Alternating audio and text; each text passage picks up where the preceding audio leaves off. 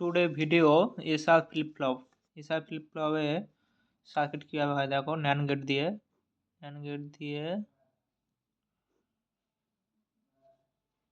ঠিক আছে,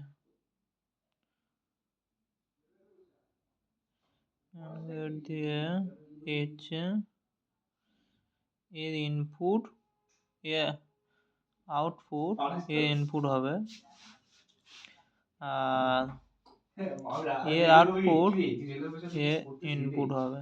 ঠিক আছে, এইভাবে হয়। এটা হচ্ছে ল্যাচ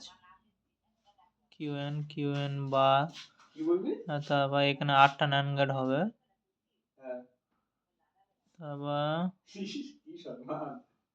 8টা ন্যান্ড গেট।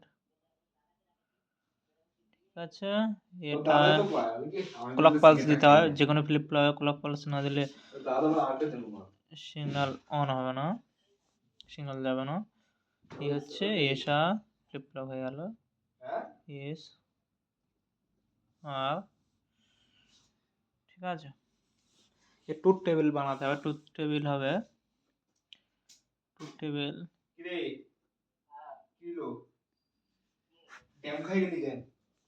ট্রুথ টেবিলে ইয়েস আর তারপর কিউএন প্লাস অন, মানে যেটা আউটপুট বার হবে 0 0 0 0 অন অন 0 অন 0 অন। তারপর আউটপুট হবে এখানে দিলে 0 0 দিলে এখানে আউটপুট হবে কিউএন, মানে হোল্ড, এটা হোল্ড হবে।